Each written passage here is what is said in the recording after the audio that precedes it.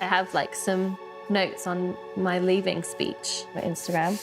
It says, I joined 3 years ago as the first international employee based out of London. I couldn't imagine leaving our community in better hands. I've met so many amazing people and had the chance to change lives.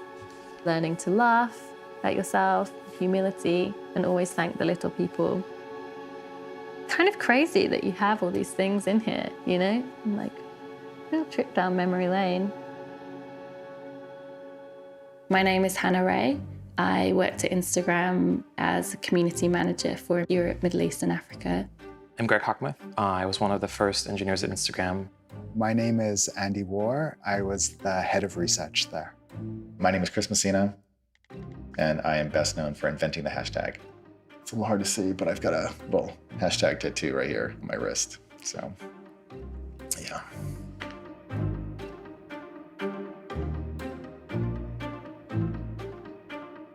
Instagram was this place where you posted your best self, the digital representation of you that you wanted to portray to your friends.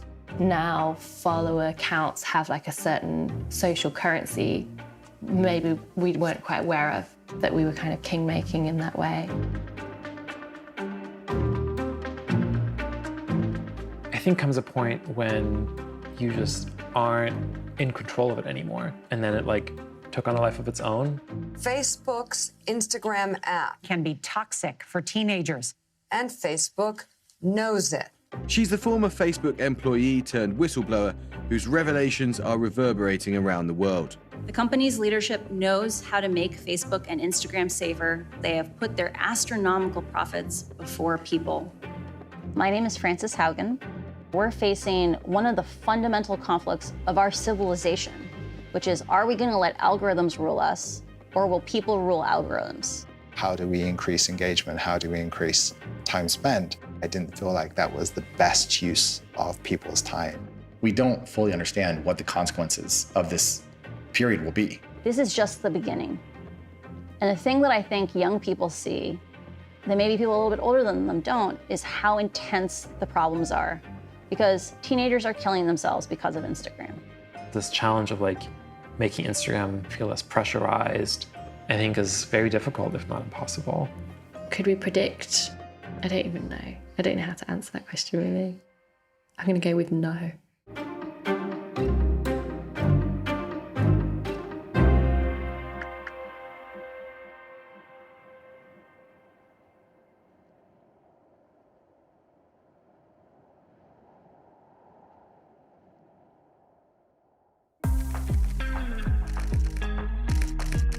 My name is Lauren Black and I'm an influencer.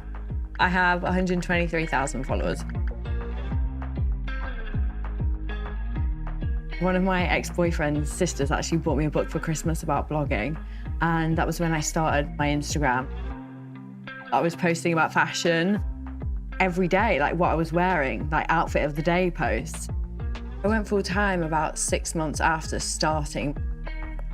I took a massive risk by like leaving uni and not having any savings, and I just threw everything that I had into it. She loves beautiful ladies. Oh, thank you. I started posting IGTV videos, and that took me from about 30,000 followers to over 100,000 followers. It was quite a jump. It was something that I wasn't really mentally prepared for. I was quite anxious because every day I had to then please thousands more people than usual. I was on Instagram all the time. Like my screen time was like 13 hours a day. It was like from the moment I woke up until the moment I went to sleep. I'd literally just be scrolling and like liking other people's pictures and like, yeah. Just scrolling. I'm Manish Raghavan. I worked for the Responsible AI team. We serve to try to help other teams within Facebook better understand how to build and deploy AI responsibly.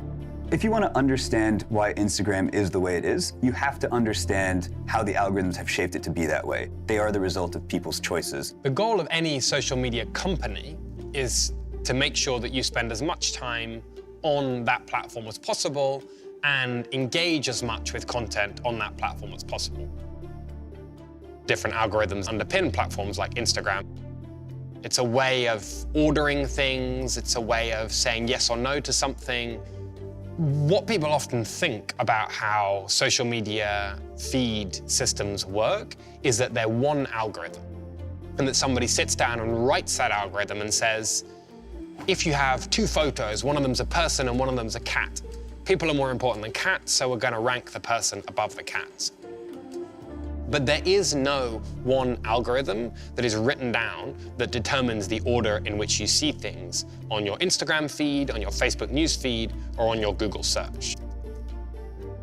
The crucial thing about those algorithms is that they use hundreds of machine learning models. The way that the hundreds of machine learning models interact with each other is determined by the overarching metric that guides the feed ranking system. In Instagram, that overriding metric that orients the machine learning models is meaningful social interactions. The meaningful bit can not just be about the people that are close to you, like friends and family. It can be about stuff that you're interested in. Instagram figures out who is meaningful to you and who tends to engage often with the content that you produce. They predict whether you're likely to like a post, whether you're likely to share a post, or whether you're likely to comment underneath a post. And so interactions from the people closer to you tend to be prioritized above interactions from people who are further out in that network from you.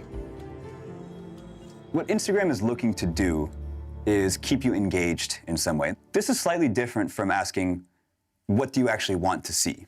The algorithms are the most opaque part of this whole system. You can see the user behavior. You can see sort of like the consequences of what happens as a result of being exposed to certain content, especially over and over again. But we don't necessarily understand, and some of the companies don't even understand, how content is targeted to different individuals, what choices they made to go down certain paths. And that lack of awareness is where we're the most vulnerable.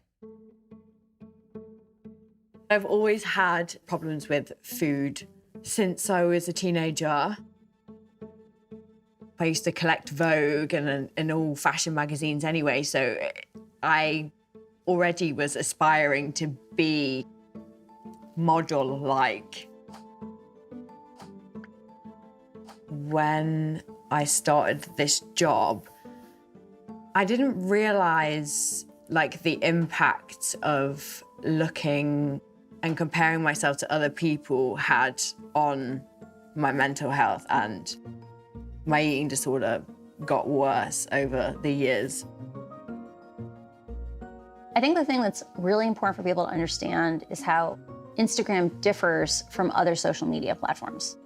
TikTok is about performance. It's about doing fun things with your friends. Snapchat is about faces and augmented reality. You know, it's not actually you, it's you with a mask on.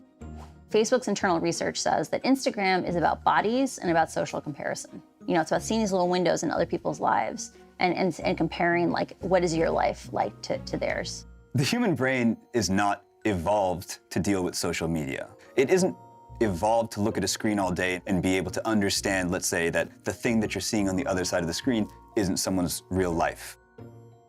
Everyone that I followed on Instagram then would have been probably like from sizes 4 to 6. And that was kind of what I was trying to achieve. The algorithms are looking for the content that will lure you in. These algorithms are always looking for the rabbit hole that you are most vulnerable to, because you can start with quite innocuous interests. You know, you can search for healthy eating. These rabbit holes normalize the idea that you should be extremely thin, and it's your fault if you're not. So I used to see myself as bigger than what I was. Yeah, that was kind of unconsciously, it started getting bad. I basically just ignored when I was hungry. And when I did eat, it would just be the tiniest amount. I woke up and I was so busy with work that I just put it off for as long as possible. And I feel like that's kind of like the sense of self-harm of having an eating disorder. It's just basically starving yourself. When I look back on pictures now, you can clearly see that I was ill. But when I was in the middle of it all, I just didn't really know. I think I thought if I changed myself, then I would gain more followers and get all these new opportunities. I just created this like vision in my mind that if I went and did this, then this would be the outcome. And it was a lie. There were things that we were aware of that we would feed back. The hashtag thinspo has just popped up and it should probably be banned. So those things would come up and then we'd kind of jump on them and quickly figure out like the best policy to do that. But you have to remember that's alongside like loads of other kind of firefighting issues that were popping up. I mean, daily there were like new things coming up that I think are just part of like just how huge the platform was growing so quickly.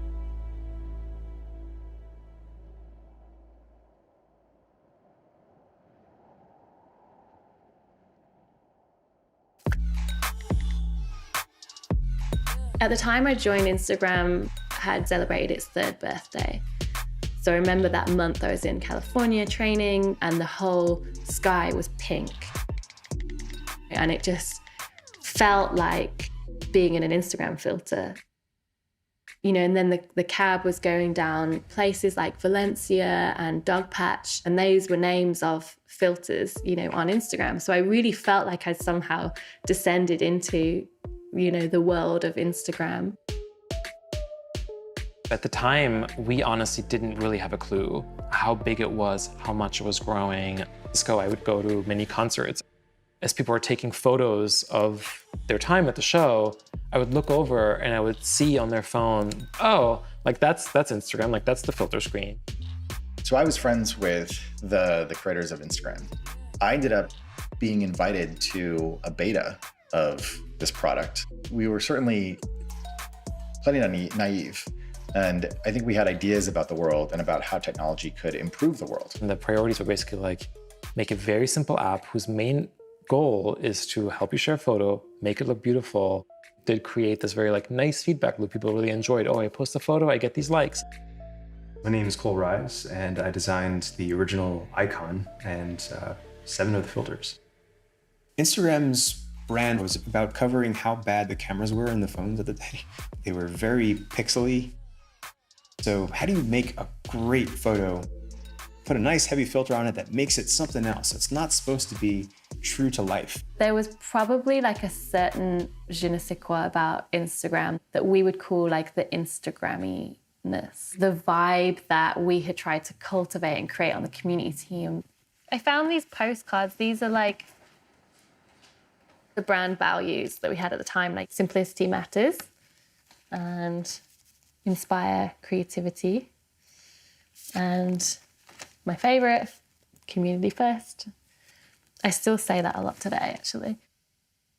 I think so many of the essence of how we built the product were around like what's going to be good for a person, like what's the next most important thing that we can work on that's going to make someone's life better. The biggest team actually, at least in my mind, was the community team, who were all focused on looking at what's happening on Instagram, engaging with active users, starting conversations, highlighting interesting users, picking who's featured and things like that. We had a number of different ways that we would feature people. The main Instagram account, which was just at Instagram. It was like the most followed account in the world. I think it still has a bigger circulation than the New York Times. Like it was a hugely kind of impactful real estate to share someone's story. And whenever we would share someone's story on there, quite often you would see their kind of follow account and everything blow up for them. It felt kind of worrying, you know, to kind of be making those editorial decisions, partly because of like the huge influence and impact it could have on someone's life. I think we knew we were on like the cusp of something big that was happening and powerful and impactful.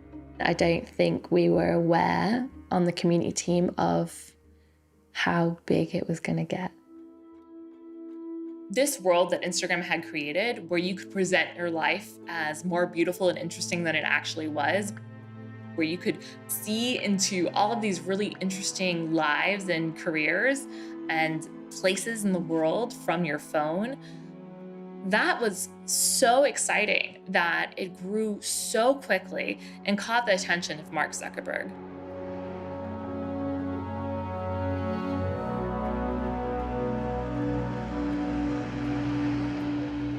Zuckerberg wanted to make sure that he got to Instagram before any of his competitors did, and that he made sure that they joined Facebook. So he offered them $1 billion, which is more than anyone had ever paid for a mobile app before. Kevin opens the conversation and says, you know, we've been talking to Facebook over the last few days, and they made an offer to acquire us. At this moment, I think what goes through my head and what goes through everyone else's head, I believe, is the next sentence will be, and we rejected them. And then the very next thing Kevin says is, and we accepted and we signed. I remember walking back from that little circle to our desks again next to one of my coworkers, and he just whispers to me, this is not how I thought it was going to end. And I think that's what everyone felt. This idea that like this ride that we're on, this roller coaster of being in control of our own destiny, growing this small little thing that we've been working on our own was like suddenly over. Instagram essentially had to decide, do we want to go up against Facebook, which is this behemoth? Or is this our time to, one, get a pretty significant payout and be able to build upon Facebook's existing infrastructure platform and then cater to all of Facebook's users? But at the time, it was shocking. It definitely gave me pause and a moment to be like, I don't know if this is ultimately going to be the best thing for this community. Facebook has tried over and over and over to make a product that will appeal to young people. They had these labs that were churning out new kinds of apps to possibly create a new hit. Nothing really worked. Their main avenue into the youth audience is Instagram and whatever Instagram can create. And in order for Facebook to stay relevant, Instagram needs to maintain that cachet with youth. There was this really burning question from folks on the Facebook side to understand our own growth in a way that we had never really been as eager about or as specific about. You know, previously success for us meant that we built a good product, that like the things we worked on were doing really well, that like people using them felt good about them.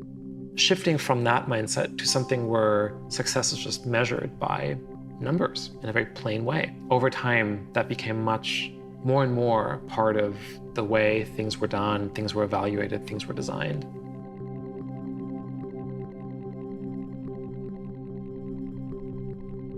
I definitely noticed a change when we launched ads and when we started to onboard brands onto the platform. Now looking back, what I've seen or what I've realized is with the launch of ads and brands on the platform, this kind of tension or friction was created between brands that were almost trying to act like individuals and individuals that then start to act like brands.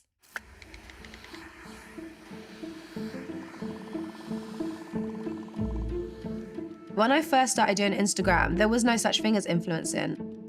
I come from a modeling background. A few years later than that, Instagram came about, and obviously you like to take pictures, it's a picture app. So from my modeling history, I was like, okay, great, this is for me. I was very consistent with Instagram and I enjoyed it. Like you get free meals, you get to go to restaurants. I've even got holidays for promo, as they call it. There's so many Instagram stylists. I feel like unless girls see you working with a massive influencer, they don't want to work with you, or they don't want to book your services. They just want to go to Who's Popping because they've gone there. I got some friends that they will go to all these Instagram people, and then when the people mess up their hair, they'll come back to me. I'm like, I'm not doing your hair. You better just, you know your friend does hair. Why didn't you go and meet your friend before? Why are you coming to me? Okay, so first of all, I would like to say Instagram world is fake. Instagram's kind of like a facade. It's kind of like made the high life look so easy accessible. At 21, I'm getting on a private jet. It's not like that at all. I remember when people started getting paid to post, and that idea quickly makes what you post a bit artificial. Where some people are doing like full-on BMW ads, and it's not genuine to who they are as a person, because I know that person. They don't drive a BMW.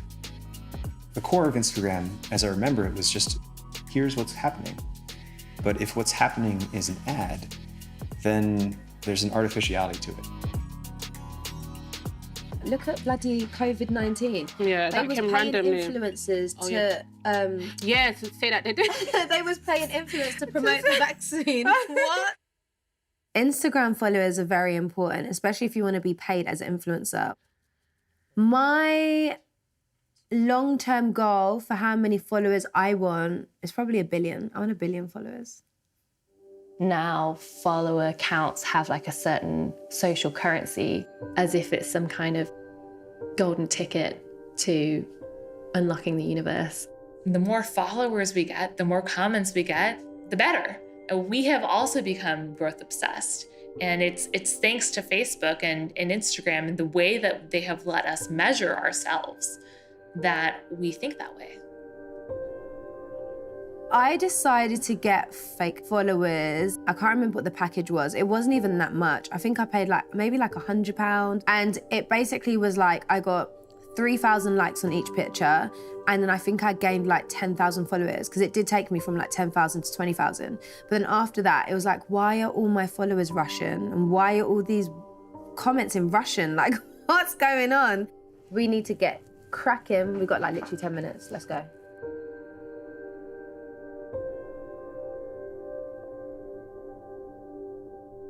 It's not very hard to get fake followers, fake likes, and etc. on Instagram. You just need an internet connection and a credit card. I'm Sophie Zhang, or Zhang Xuefei in Mandarin. I was a data scientist at Facebook on what's called the fake engagement team. I also conducted work on Instagram. Back in late 2019 and early 2020, roughly 10% of follows on Instagram were fake. This is a very rough estimate, but considerably higher than Facebook. It creates an environment of constant doubt and insecurity and uncertainty. I had to go and block all these fake Russian accounts. Every time they commented, I had to block them. Lucky I did that because after I did that, Instagram had this thing where they started shutting down accounts that had fake followers. So you'd see celebrities, for instance, one of my friends, their Instagram account was just gone the next day. I was like, what? I was like, bro, where's your account? Let's just do one more. And he was like, oh, I got hacked. And everyone knew, no, Instagram's going around, shutting around fake accounts. So that was quite embarrassing. But luckily for me, I'd gotten rid of my bots by then. Quite funny. Go and get changed. Go. Thank you. I was pretty naive because I had no clue what working for Facebook would be like. There's often a conflict between the product side of companies whose goal is to grow the company and the integrity side of companies whose goal is to protect the company from harm. Instagram was more aggressively focused on growing than Facebook. Because Instagram has more room to grow.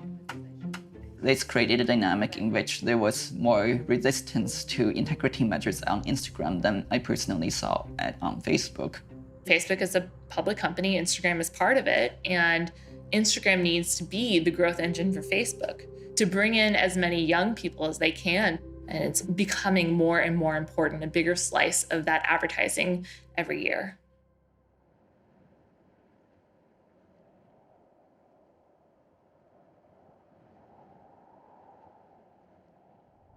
When Instagram introduced advertising, it was obviously better for people to spend more time in the app because more time in the app means you see more ads. And the single best way to get you to spend more time in the app is to make your feed more interesting. One of the kind of trademarks of Instagram when I first joined was that your feed would be in chronological order.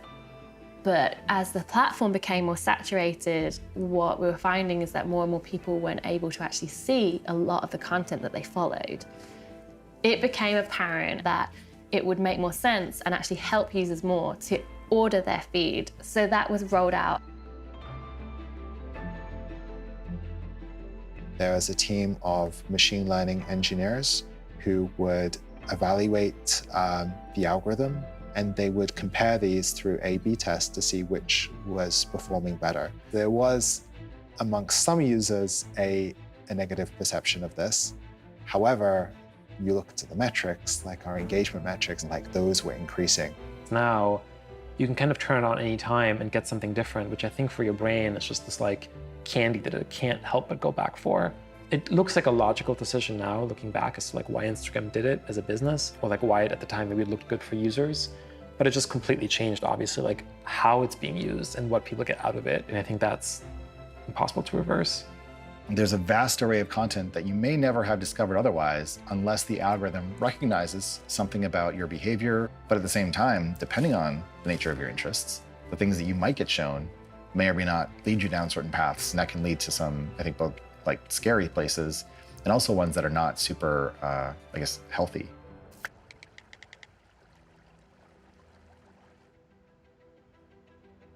I'm Abby and I'm 17 years old. I live with my mum and my sister and all my dogs.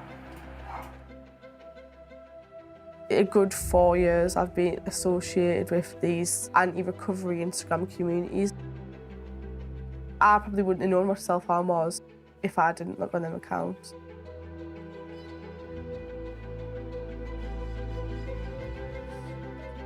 I knew how long I had to stay underwater to drown myself. I knew how many paracetamol I'd have to take to kill myself.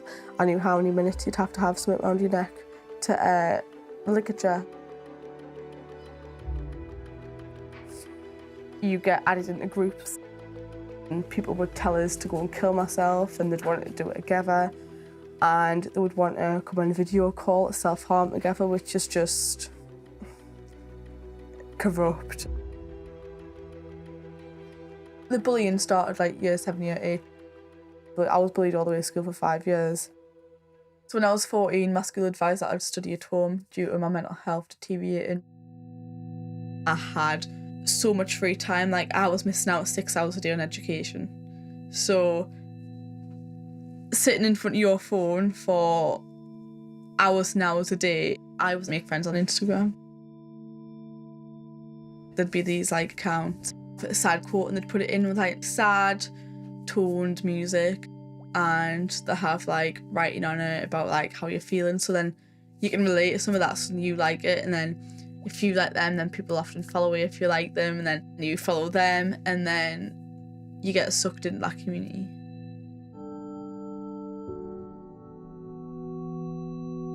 The kinds of problematic content I remember being surprised by were actually around things like self-harm. Enough for you to be like, oh, actually people are using Instagram in ways that like aren't, you know, the sort of like nice vision that we have for what it could be and should be. I mean, just from the very earliest days, there was a way to report offensive content in the app. You could just tap any photo and say, hey, I don't like this. This is not good. And then we would actually have to review it. We were actually a really tiny team. We would have to like look at the photos, which was never fun, block accounts. So it was a little bit of hunting through and just like being proactive and reactive to the stuff that was happening. Dealing with problematic content was something that Facebook was able to help quite a bit with, actually. They've been running, you know, a huge platform for many more years and have had to learn and deal with those problems in much bigger numbers than we ever had. I remember that was actually one of the like big benefits that like we saw looking at Facebook, being like, oh wow, like they can actually really take this off our shoulders. By offloading all of that community moderation to Facebook, Instagram detached themselves from one of the most important aspects of making sure that their platform was healthy. Facebook's priority is to have as few humans involved in that process as possible, and to prioritize the issues that are getting the most public attention, which are the issues mostly facing Facebook, not the issues facing Instagram. Content moderation happens in a combination of different ways. Some content moderation is what's called proactive, where when content gets posted to the platform, it gets flagged by an algorithm that says, hey, this looks suspicious. Either it's going to be removed from the platform or it'll be sent perhaps to some human to review it and say, is this actually a problem? But algorithms are not perfect, right? Algorithms often struggle to take into account social nuances that might determine whether something is problematic or not. Even if, you know, your AI for detecting harmful content is 99% accurate, if people are posting 1 million bad things a day, which is probably a vast underestimate, getting 1% of them wrong means 10,000 pieces of harmful content are coming through the platform every day, and people are going to be exposed to that. I'm just packing my things to go back to placement. I stay at home on a weekend, and then I stay there for the rest of the week with like 2 staffs because I've been poorly, so I've got their support through the week.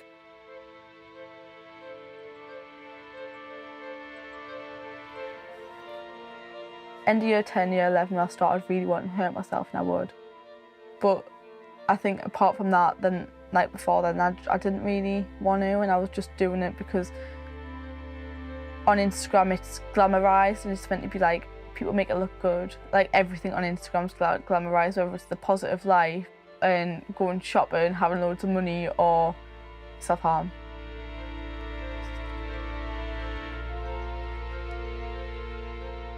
We found our phone and we got our password and stuff, and then when we looked into it, saw like the full extent to it and messages, oh, Abby, cut the cake, go on, referencing to our self-harm. It was upsetting, especially as well because they're vulnerable and they've been through stuff like that, and having to see what the effect it has on them as well.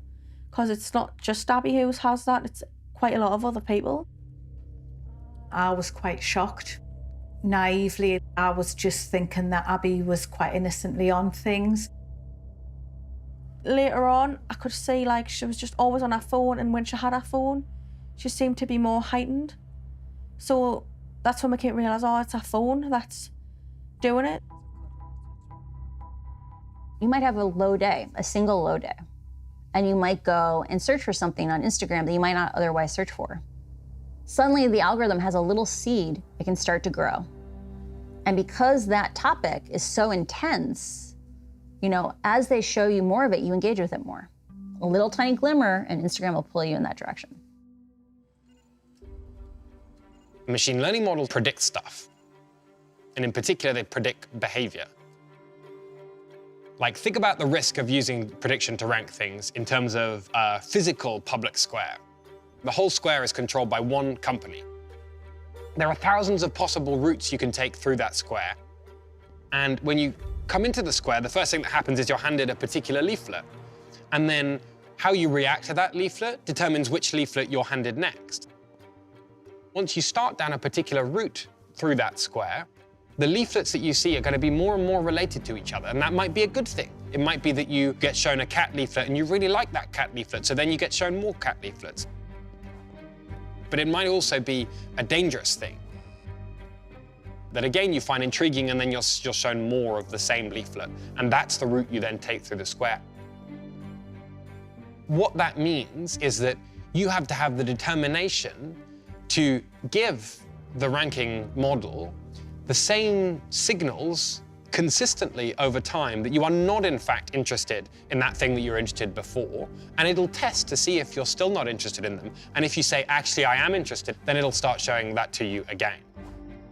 Fundamentally, we're habitual beings, so it takes real will and resolve to break the self-reinforcing dynamic of using prediction to rank things. It's not impossible, but it asks a real test of human psychology.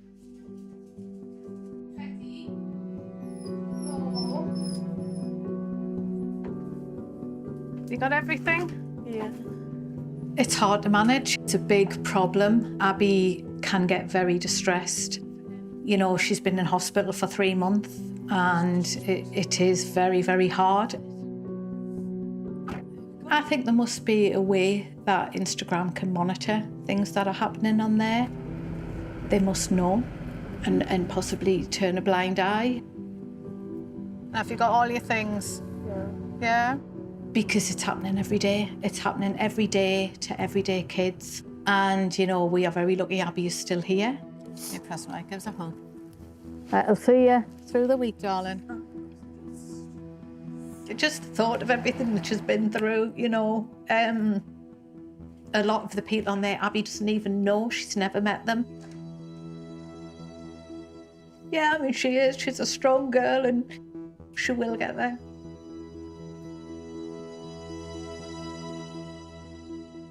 One of the hardest things when it comes to moderating Instagram is the visual nature of the product. The company simply hasn't figured out well how to understand the dark corners of Instagram that are harder to look for if you don't know what you're looking for. The hashtag communities that exist. If you don't know the right hashtag, you might never find them.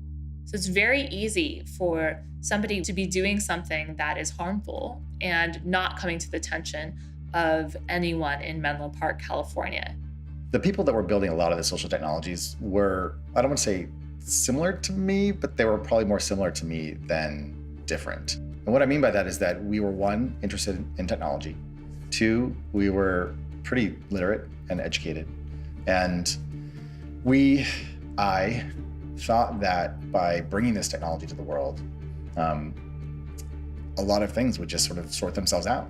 I'm sure that there was some vague awareness perhaps about that risk in the early days of social media. In some ways, I don't want to say we were like blinded by ambition, but blinded by the desire to just kind of get this stuff out there and then we'd sort it out. Part of this was a selection bias. We were seeing people having a great time and using these things for good. And I think that, at least for me, propelled me to continue to believe that bringing more access to more people was a net good, as opposed to just saying, okay, you know what, humans aren't ready for this, let's give it up.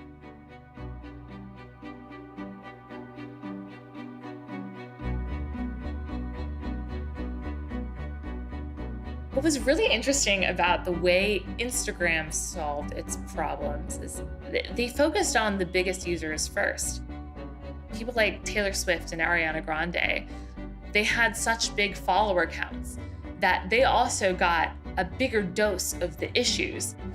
Taylor Swift was embroiled in a controversy and people were posting a lot of snakes on her page.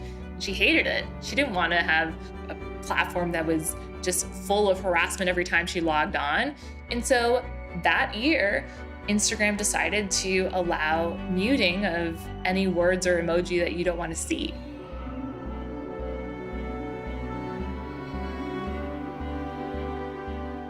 Hiding the words in your comments that make you sad, blocking certain people from following you, making sure that you can't see likes on others' posts. Well, hiding it doesn't make it go away. You are still in this world where everyone is being compared to everyone else. And that is, by its very nature, anxiety-inducing. What happens for some adults, for some kids, is they self-soothe by scrolling on Instagram. The only problem is, if your self-soothing technique, sitting and scrolling, is exposing you to more of the content that is making you sick, that's not a good coping mechanism.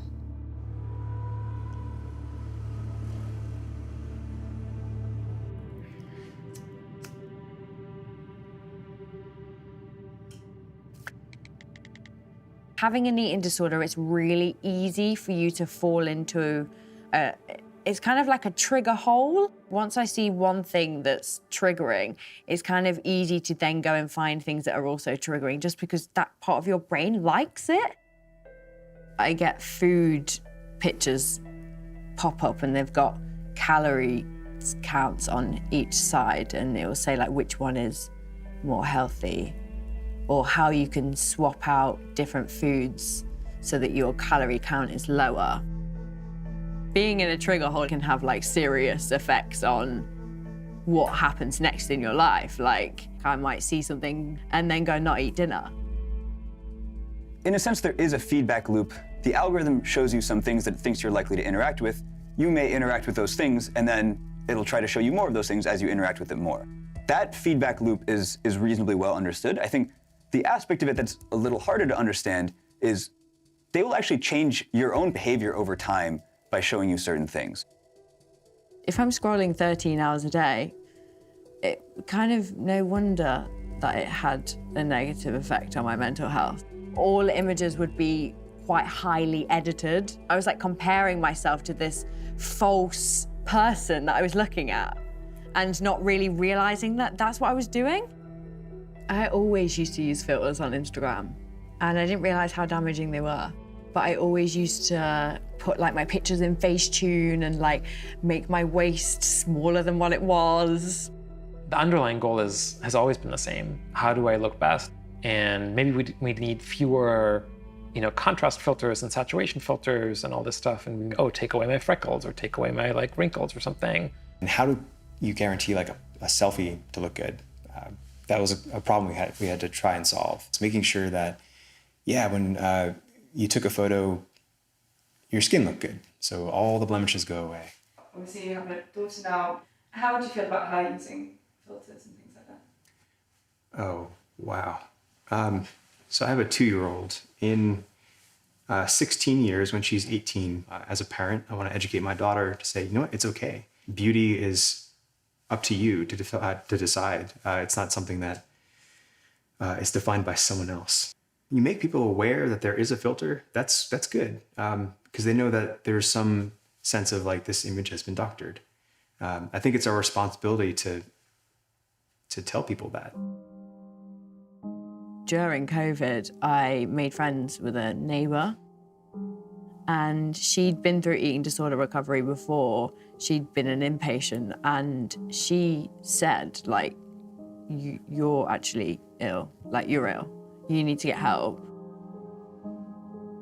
Something just clicked, and I was like, yeah, I think actually you're right. And yeah, I then got help from there.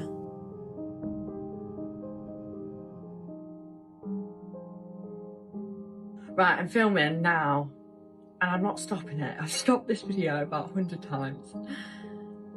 Hi everyone, welcome back to my IGTV. So this week is Eating Disorder Awareness Week, if you didn't know already. The content I post now is a lot more uplifting, a lot more positive, kind of still having that fashion element, but I also now talk about healing. When you look back at your content from then, like, what do you think about that girl? I feel like I have like quite a lot of compassion for that girl, because I feel like she was like striving to achieve this level of like perfection that just was never gonna happen. But she also like worked so hard to like get to where she was. I'm getting upset.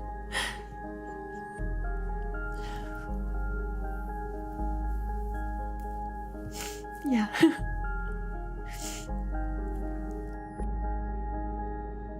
When I look back at that girl, I just think, I just wish that someone would have been like, hey, it's okay, like, there's something wrong here, but it's all gonna be okay, you know?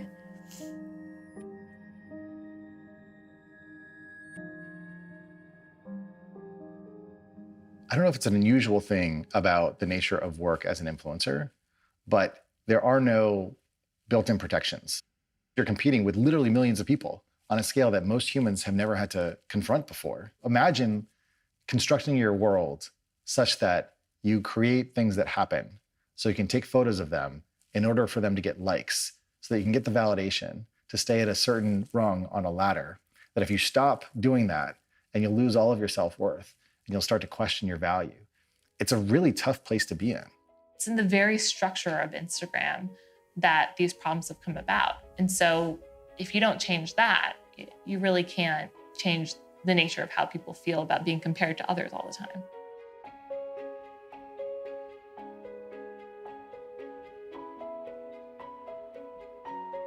My name's Callum. I work for the Centre for Countering Digital Hate as its head of research. We've investigated a range of social media platforms. We look at how their algorithms work and what sort of content that they promote, and whether they're profiting from things that they shouldn't be. A big part of Instagram's business model is that it has an understanding of what users are interested in, and what it says to advertisers is, put your advertising on our platform and we'll make sure it's shown to people who are most likely to engage with it. We set up an account to investigate what's been called bigorexia, and that's primarily men who become obsessed with becoming very big and muscular, obsessed with bodybuilding. What we found was that the algorithm would push bodybuilding content very, very hard to accounts that began to follow that content, to the extent that the Explore page on Instagram, 80% of the posts on there recommended to you would feature pretty extreme bodybuilding physiques. This has been likened to a form of body dysmorphia, and increasingly is thought to be harmful. And so the signs that the algorithm is pushing men towards that content and is encouraging them to see this pretty extraordinary body shape as ordinary, normal, and easily attainable. It was getting adverts for health supplements, for diet plans, for workout plans. So none of which is harmful in itself, but it is another example of how Instagram turns that time spent on the platform looking at this content into money through advertising. If you're Instagram strategically, The ordinary user doesn't matter as much as the advertiser, unless you're thinking about them en masse. They need more ordinary users spending time on Instagram to be the ones buying the products. I mean, the most effective ads and brand marketing is content that makes you feel something, that causes a reaction or a response. Instagram was one of the first platforms where I think that creator class really realized that the best ads are ads that don't feel like ads at all. So my natural body type is very slim, and when I was younger, skinny girls were in. But when you came to Instagram now, the curvy girl was cool. And then with the whole advertising of, oh, Brazilian butt lift, BBL, and you can do this and you can do that. And if you don't know what a BBL is, they transfer fat from other areas of your body and they pull it into your bum and then they sculpt you. I was thinking, okay, curvy girls are in. If I'm curvier, I'm gonna get more followers. If I get more followers, I'm gonna get more money. If I get more money, that's a better future for my children.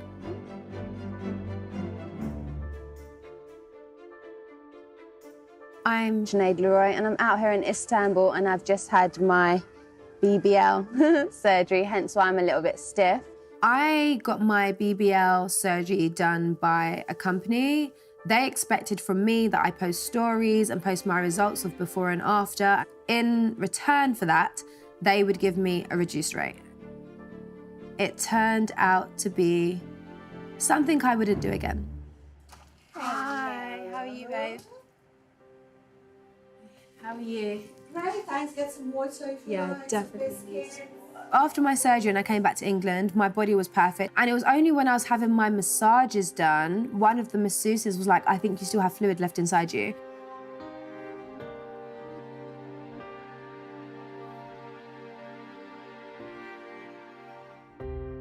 You see like hair? It looks like I've got like a small baby. And the thing is, like, people knew me on Instagram because I've always been into my health and fitness. I've always had a six-pack. And I did go onto my Instagram, put up a whole post. I had a negative experience. So I owe it to my audience to be honest and say, this is what happened to me. You need to not fall into the hype like I did. You need to actually think about the whole process. It's one of the most dangerous procedures. And obviously, like, I have 2 children. It's very irresponsible of me, especially being a mum. But if I'm honest, I feel like I probably still would have done it. It's the advertising. I'm like, oh, but he looks good and her body looks good. And this is why, like, for me, I had to go through my Instagram and filter who I follow.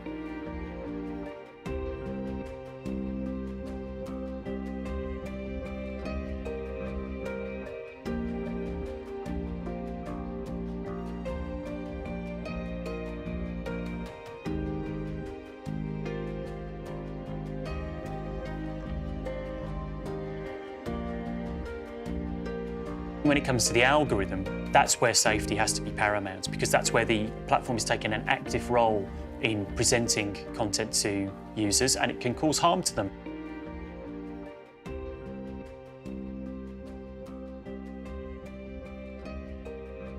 Yes, influencers have a responsibility to their public, to their audience, especially if they're younger people. However, the government and the people that actually run Instagram, that's where the responsibility really falls. If something is that detrimental, you have the algorithms, you have the numbers, you're seeing everything from the top. They have to control it. They have to figure it out.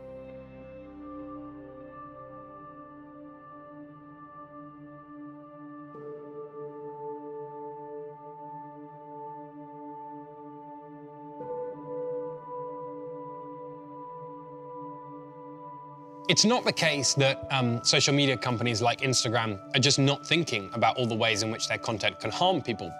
They are. They write rules which are publicly available.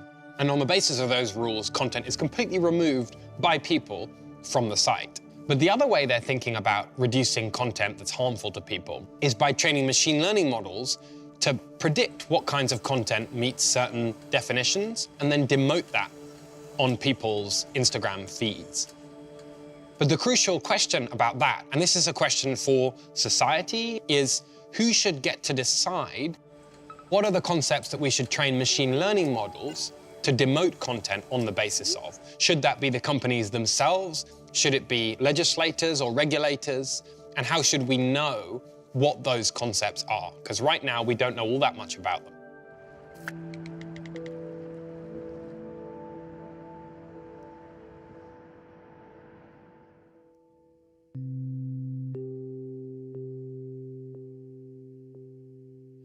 What's going on, Abby?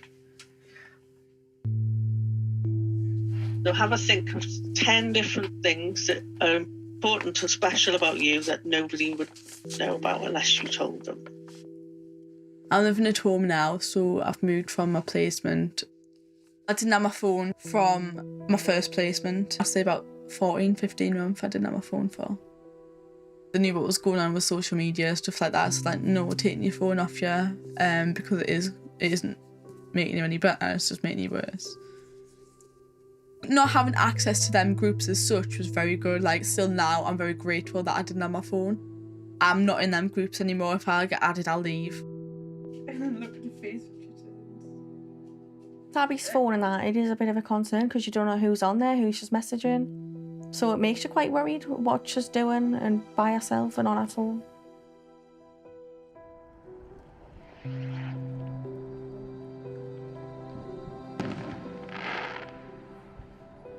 As soon as you open Instagram, it's the feed page you see and not the group chat. I went on Instagram like about 2 weeks ago, and there was someone posted like a few screen recordings of these videos. People committing suicide who'd videoed the suicides. I don't know how them videos were uploaded. I didn't really look into it because I was so traumatised. And one of them, there was this woman and she was hanging herself and she was crying and all this. It's getting out of hand. When I first went on the communities, it was like, yeah, people posting pictures of self-harm and that, but now it's like, I mean, that is bad in itself, but now it's the extremes and it's just getting spiralling out of control. And I think people can't control what people put on anymore because they didn't stop it in the first place. Obviously, no social media will be the best solution, but you can't take somebody's phone off them forever, the social media off them forever. So I think certain guidelines need to be put in place to stop this harm towards people.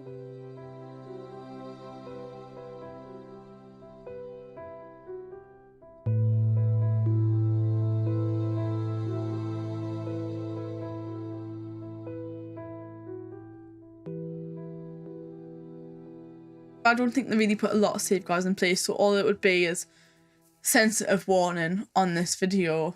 All you have to do is click yes. Do you know what I mean? It just shouldn't be up there. That video should not be on social media. I think we're starting to have a reckoning as a society for the power that Instagram holds over young people and over really all of us. In the last few years, employees have realized that the power that this company holds is simply too large, too important to keep secret.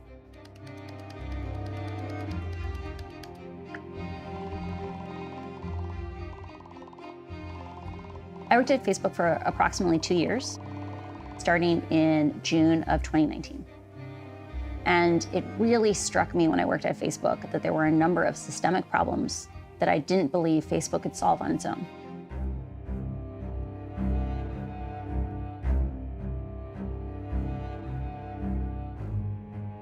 Facebook's research says that in the United States, 6% of teenagers who thought about suicidal ideation said that it was driven by Instagram, and 13% in the UK. Instagram makes body image issues worse in 1 in 3 teen girls.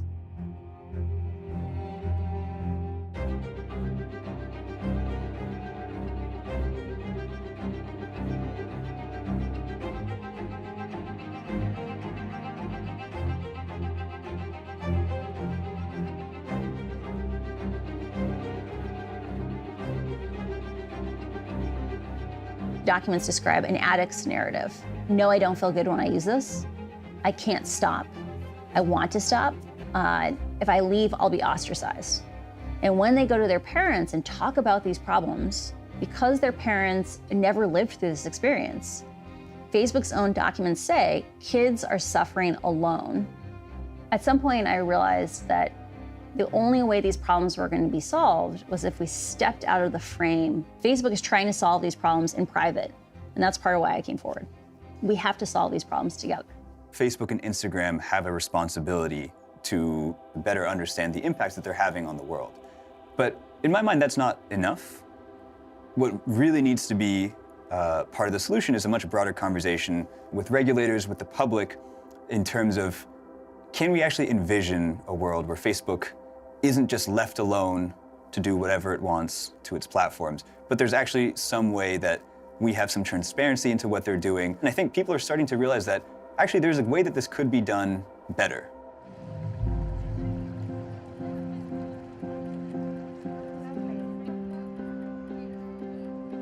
I'm literally a completely different person. Every single thing is different about me now because I've been through so much therapy.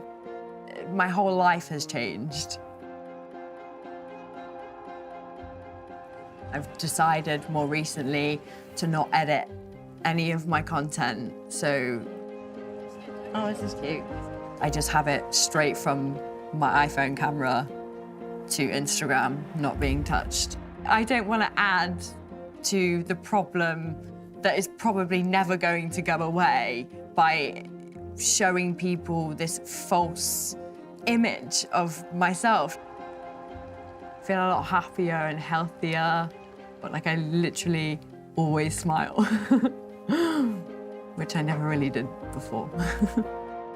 I hope that we will be able to find ways to feel interconnected in a positive way that benefits society at large. And I think that there are ways that social media platforms can do that. But they do need to change. Now I'm in college, I'm doing my level 3 health and social care, so I'm becoming a mental health nurse. I think people need to take responsibility for what they're posting and acknowledge how it can impact others. Instagram could try and monitor this a lot more closely and try and tackle this problem as soon as possible. I don't know who is responsible. I do think it will take us a while to kind of look back and kind of figure that out. Am I responsible? Of course I am. I was part of designing features and building features that are now used in the way they are. I can't completely disconnect from having worked on it. I still love Instagram, and I really hope that it's able to sort of figure out how to navigate this space and get back to what it wanted to be. But I can't say that I'm holding my breath for that to happen. The only way Facebook will change is if they're forced to change. Companies don't change until the cost of changing is less than the cost of staying the same. And so we need to stand up and demand better things. We need to demand the Instagram that we deserve, not the one that Facebook is giving us today.